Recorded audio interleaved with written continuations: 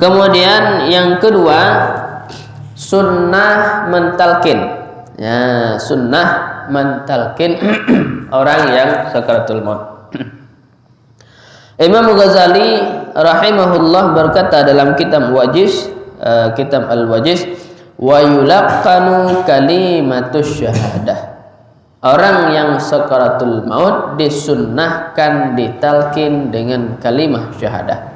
Ya, ini sebagaimana juga penjelasan Al-Imam Asy-Syairazi dalam kitab Al-Muhazzab, Imam Ghazali dalam kitab Wajiz, Imam Rafi'i dalam Muharrar, Imam Nawawi dalam Minhaj, dan Imam Ibnu Hajar di dalam kitab Tuhfah, dan Imam Jalaluddin Al-Mahalli dalam kitab Kanzul Raghibin, dan Imam dan Syekh Zakaria Al-Ansari dalam kitab Asnamut Talib rahimahumullah.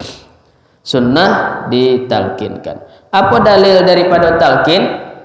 Dalil sunnah mentalkinkan orang yang sakaratul maut itu adalah hadis riwayat Abu Sa'id Al-Khudri, kata Rasulullah, lakinu mautakum la ilaha illallah. Talkinkanlah orang yang sakaratul maut dengan la ilaha illallah. Dan hadis ini adalah riwayat daripada Imam Muslim. Kemudian ada juga hadis yang lain, yaitu riwayat Abu Daud. Apa kata Rasulullah bersabda, yaitu daripada Muaz bin Jabal, man kana akhiru kalamihi la ilaha illallah dakhalal jannah. Orang yang akhir kalamnya, orang yang akhir pembicaraannya adalah la ilaha illallah, dalam arti kata orang yang di saat sakaratul maut bisa mengucap la ilaha illallah, maka dakhalal jannah, akan masuk surga. Tetapi untuk mempermudah, kata Imam Ghazali kan gitu,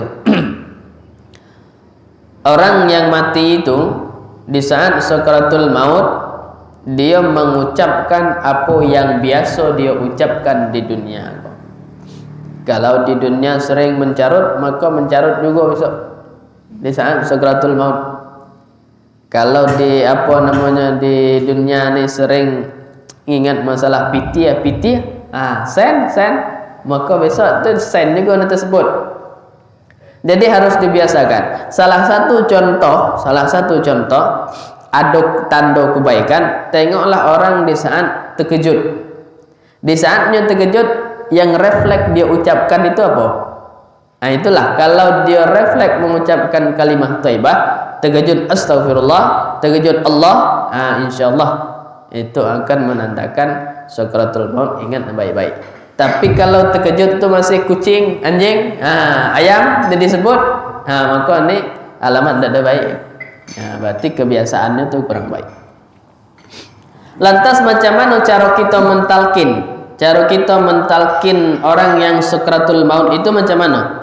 Maka Al-Habib Zain bin Ibrahim Sumit di dalam kitab At-Taqrirah menjelaskan, yang pertama, lafaz talqin itu adalah la ilaha illallah. Itu yang pertama. Yang kedua, diucapkan dengan cara lemah lembut, tidak dengan nada yang kasar ataupun memaksa, tapi diucapkan dengan lemah lembut. Yang ketiga, tidak menambahkan kalimat yang lain di saat ditalkin. Jadi yang diucapkan cuman la ilaha illallah. Kalau ada orang sakaratul maut, langsung di telinganya la ilaha illallah.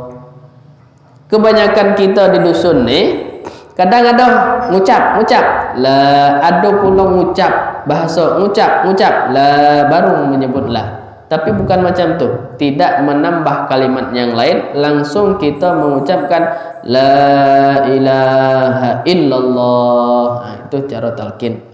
Kemudian yang afdal mentalkinkan itu adalah selain ahli waris, selain orang yang iri, selain daripada orang yang dengki.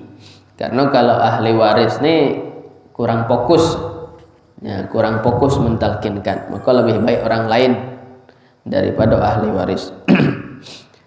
Yang selanjutnya kaifiyat talqin. talqin itu tidak diulang-ulang setelah kita mengucapkan sampai orang yang sukratul maut mengucapkan suatu kalimah yang lain. Dalam arti kata, selagi orang yang sukratul maut tersebut tidak berbicara setelah kita mentalkin, maka selagi itu talqin tersebut tidak diulang. La ilaha illallah. Kalau orang yang sukratul maut ini tetap diam, maka talqin tidak boleh diulang, cukup sekali. Tapi kalau seandainya setelah talqin dia masih ngigau ketawa nih, banyak bahasa lain yang keluar dari mulutnya, maka kita talqin lagi sampai 3 kali. La ilaha illallah. Tunggu lagi dia, kalau masih mengucapkan yang lain, talqin lagi sekali lagi. Ya, gitu. Nah, itu kaifiat daripada talqin.